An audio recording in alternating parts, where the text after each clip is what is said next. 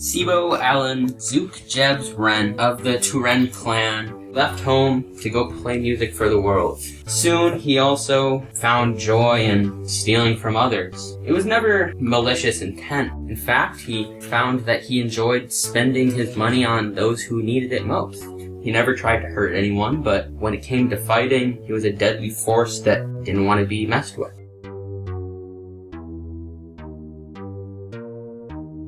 Ramash's family lived in the wilds. They made a simple living, enjoying nature, and one day when Ramash was 3, they came across a band of skeletons. They brutally murdered his parents, and they sliced open a gash across his right eye, and in doing so, knocked him off a cliff. And he was half dead when he was found by a human named Og. He took him under his wing, and he showed him the ways of being a druid, of caring for nature, caring for the wild. And Ramash made it his life's purpose to combat the undead and support life wherever he can.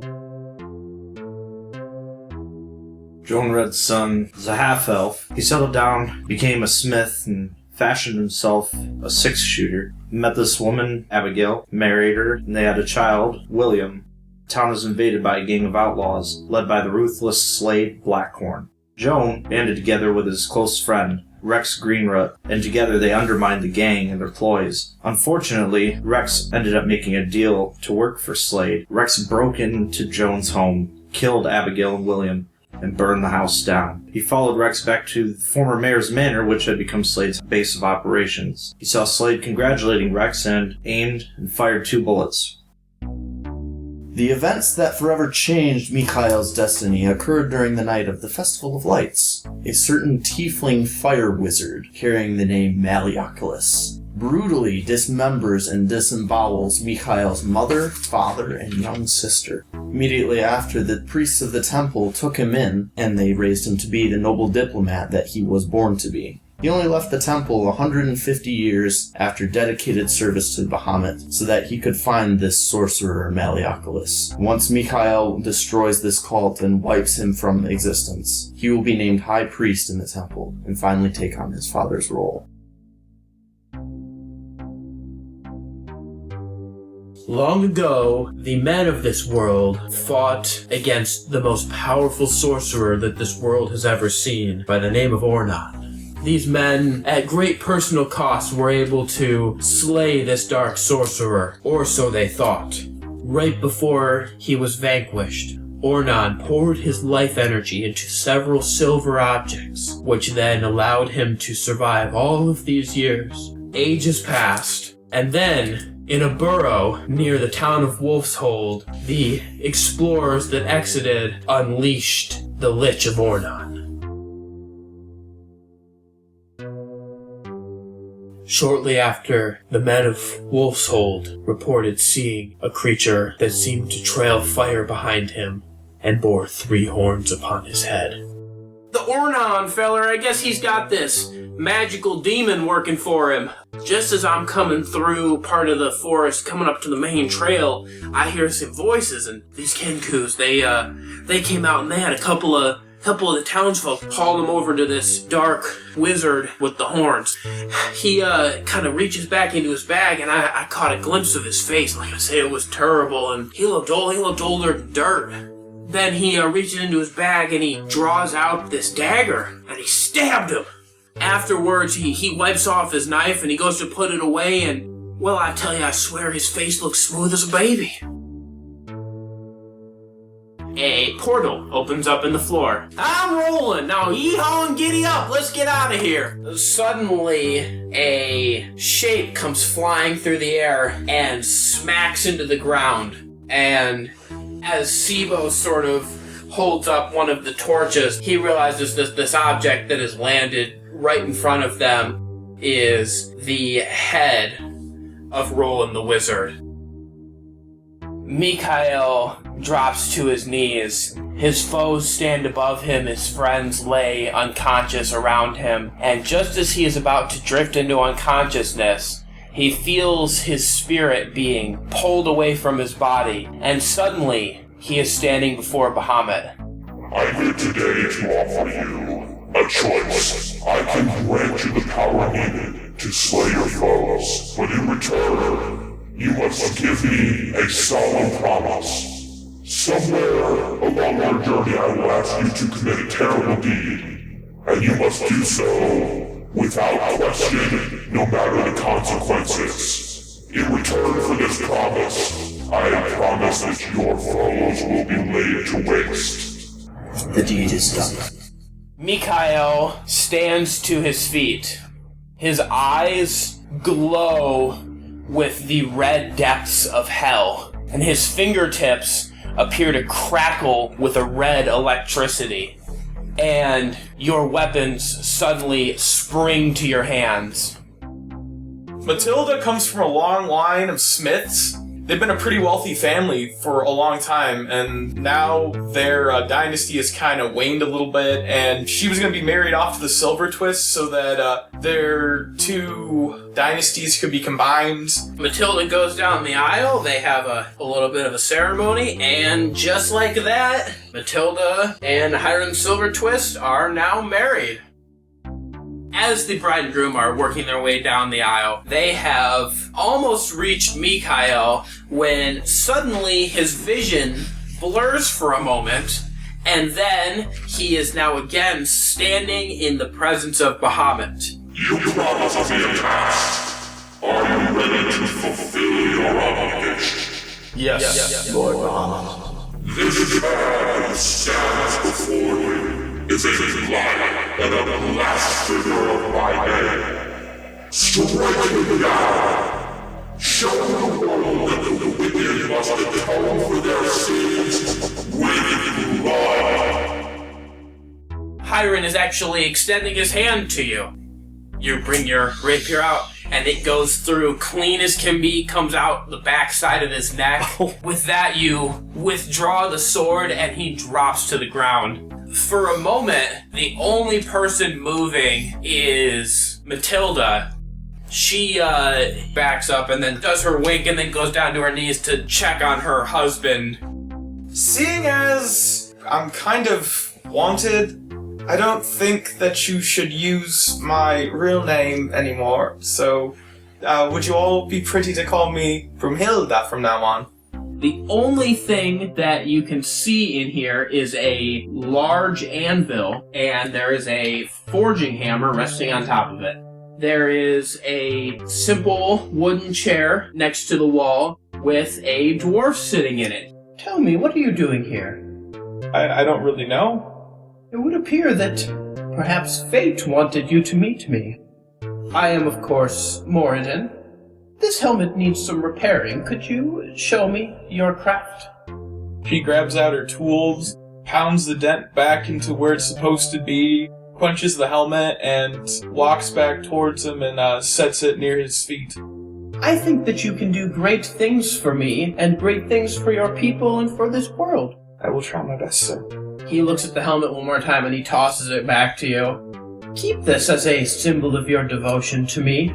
So you guys are heading along. You get probably about a mile up this pass, and as you come to the top, you see just slightly over the rise and down a little ways, there are two Dragonborn. Hail, Elder! Ramash? Ramash, you probably don't remember me. I'm your uncle. There's a necromancer that lives farther up in the hills here, and he is mustering a skeleton army to come down this way. You suddenly come upon a small cottage. Hello, yes? Or do you just live out here by yourself? This is my master's home. His name is Mal. Does the master of the house deal in witchcraft and wizardry? Oh yes, he's a very powerful wizard. Oh, where are my manners? My name is Lawson. We're looking for the person who sent the skeletons. Why did that? He gave me a lot of gold and bought a lot of kush. Malleoculus paid you to send a Where is Malleoculus now? He went up to the north. He opens up the door, and there's this pretty nice looking sort of a bedroom here. And sitting on the bed is a human woman. Malleoculus left her here when he took off. He said that she's some sort of a seer. Seer, that's what it is. It was a seer. Yeah. The plane of doom holds promise. You suddenly reach a stone face You all simultaneously hear a voice, although nothing is physically spoken. Hello, heroes. You have been deemed worthy. Will you be the chosen ones?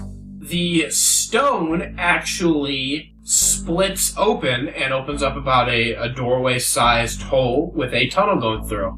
And you suddenly open out into 30 square miles, completely encased inside of a giant stone cavern. The center of it is dominated by a big castle. You have reached the plains of doom. Warriors who have been lost eternally can be found. You hear a loud yell, and the knight that you saw earlier wielding the 2 claymores has just charged in. And he turns and addresses all of you, stands up as upright as possible, and says, "My name is Michael, and I am the first paladin of Bahamut." Behind you, one of the warriors that was clad in the black sort of stealth armor approaches, and removing their mask, you see that this is an elven woman. My name is Sage. There is a figure that steps out of the laboratory area into the study. He is a dwarf, just absolutely ancient, and he's wearing a long flowing purple robe. My name is Joris.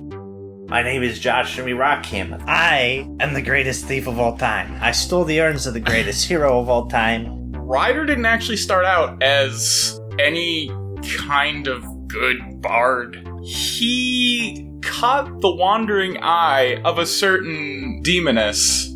She granted him a magical lute that has the ability to make him a great artist. In return, when he dies, he's put into her realm and is forced to play music for all eternity. King Ezra, he was able to amass this just incredible fighting force, and it was led by the greatest warrior the world has ever seen. They fought against Ornon, and they were able to return him to the ground, back to where he came from. Unfortunately, Ornon cursed the king, and he fell into a death-like sleep, and the best I could do was encase him in this capsule. At this point, time cannot touch him, but the only way to end the curse is to find some way to undo the evil.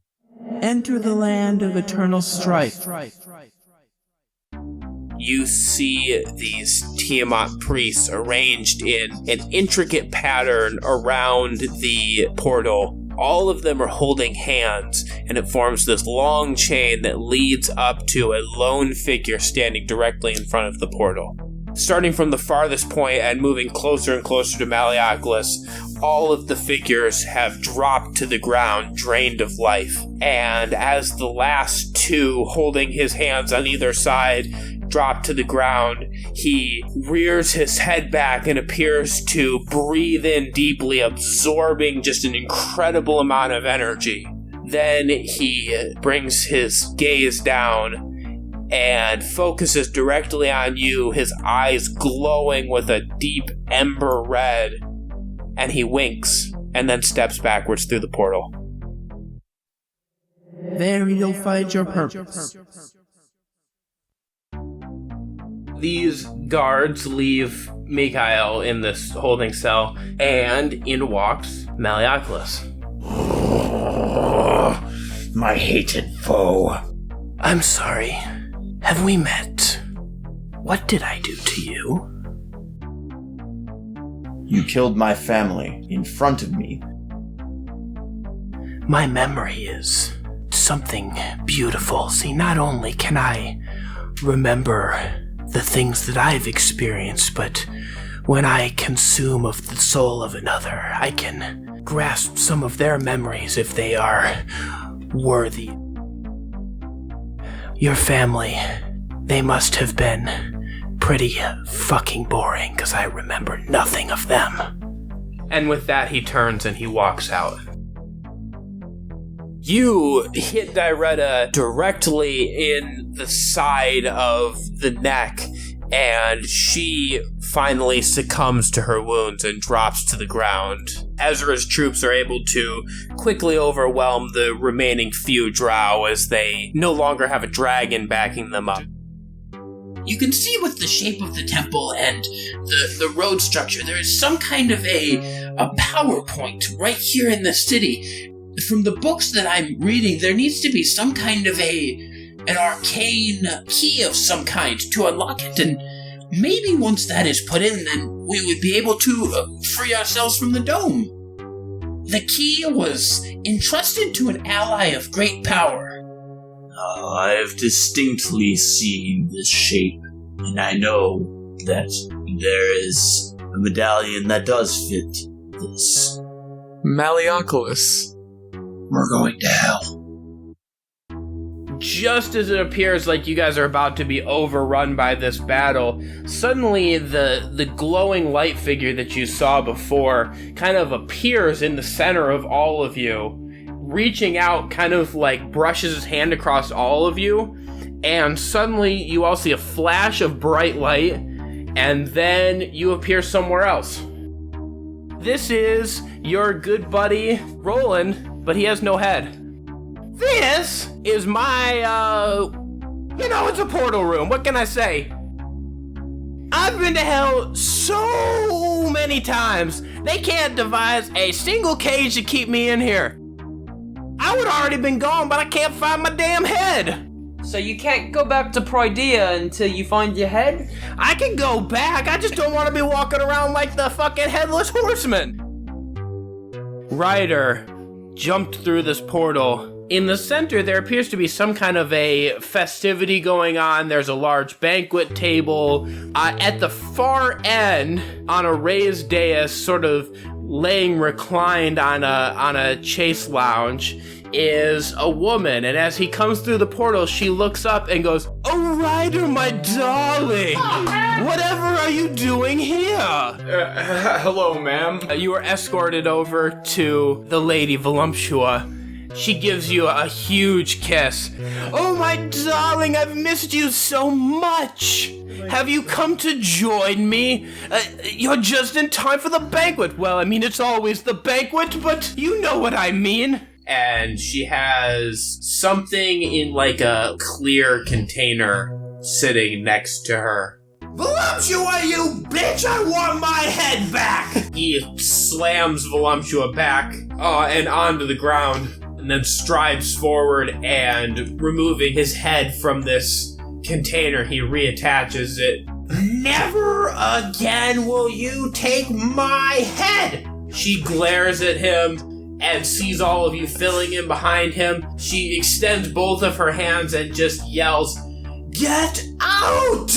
And you all just see a blinding white light, and then you are somewhere else. You stepped through and emerged into a large circular room. There is no perceivable entrances or exits as you walk in, and in the center of the room is a pedestal with a white orb on it about the size of a bowling ball. When you touch the orb, there's a bright flash, and then you are in the great city of Beacon. "Sibo, it's me, Tom. I got your buddy here, Roland. We can't get you out directly, but we can make a pathway.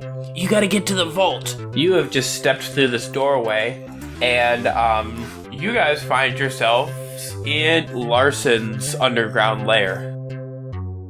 Sibo, you take a good hit off this bong. The room continues to fill with smoke. Your vision is obscured a little bit for everyone except for Sibo, who can see the beginnings of a shimmery outline of a doorway. And as you push through it, you open your eyes. You are laying flat on your back, and you are choking. You reach up to your mouth and pull, and a tendril is pulled out of your mouth. Lined up next to you are your 4 other companions with similar tentacle things shoved down their throats. He's gonna grab on the tentacle in Mikhail's mouth, and he's just gonna yank it out.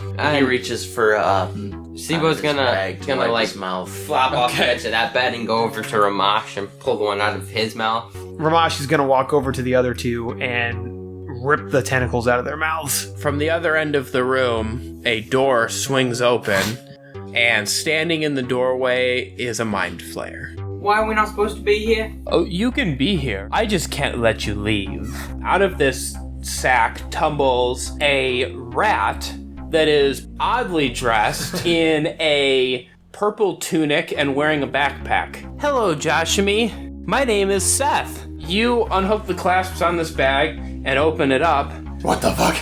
Ramash? Joshua, I want you to poke your eye just outside the opening to that bag and look inside. It's like a little rat toy dragonborn in the little bag.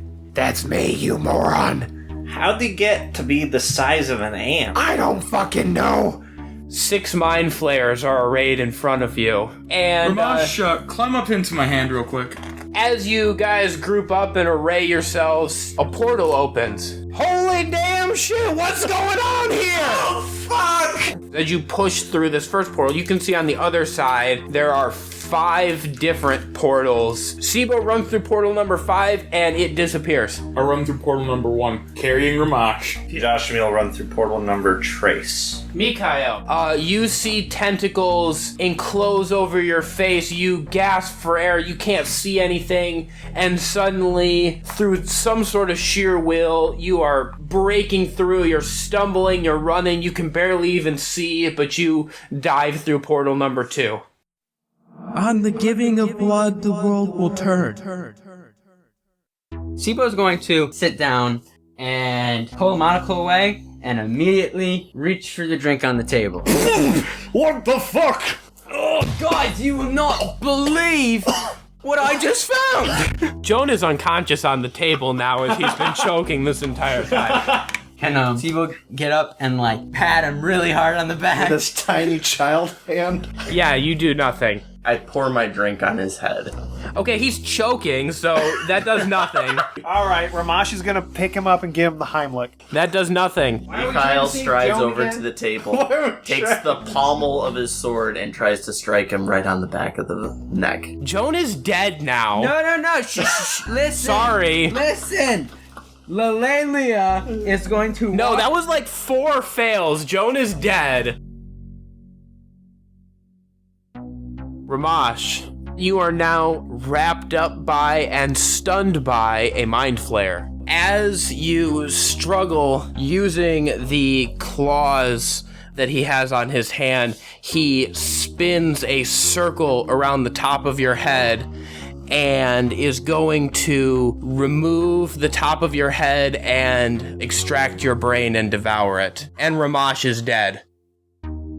Both of these daggers connect with this mind flayer, and he releases the lifeless body of Ramash from his grip as he falls to the ground and is dead. You slice his stomach open, you find Ramash's brain in about 3 pieces. The 2 of you are able to arrange the brain more or less in the right position inside of his head. You put it all together, put the top of his head back on, and smack him with this healing touch, and Ramash opens his eyes. However, he has no memories before that point.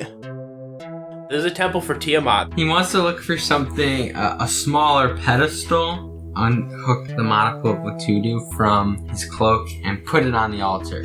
Without really as much thinking as he should, Sibo's going to pull one of his bear karambits out. He's gonna make a small cut across the palm of his hand and let the blood drip onto the monocle onto the table. And suddenly, the monocle begins to float, and then it flies with incredible speed and smashes into your face, throwing you backwards onto the ground. And as you slowly regain your footing off the ground, you realize that the monocle has positioned itself directly over your left eye. Sibo's going to try to kind of just pull the monocle away from his eye a little. Your left eye gets really cloudy, and you can see almost nothing out of your left eye. So you all see Sibo hit the ground. Inside Sibo's head, hello, Sibo. The name's Tom Latudu. You seem to have come into possession of my monocle. You did your blood magic in a temple, so therefore, your soul goes to the patron of that temple. Oh. So, when you die, you're gonna be Tiamat's bitch for the rest of your life. So here's the deal, and he gestures around this tavern room, which is quite full, actually. Every single person in here is one of your direct ancestors. We are going to steal your soul. And then like that, you are back with your companions. All right, boys. Nobody lives forever. With a final gasp of air, Brunhilde breathes her last in the dark corridors of the castle of the city of Bloodvarin. And she is dead.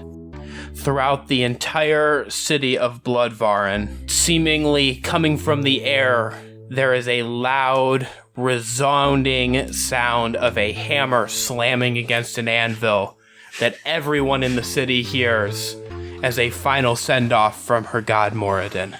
Joshmi is going to take her helmet.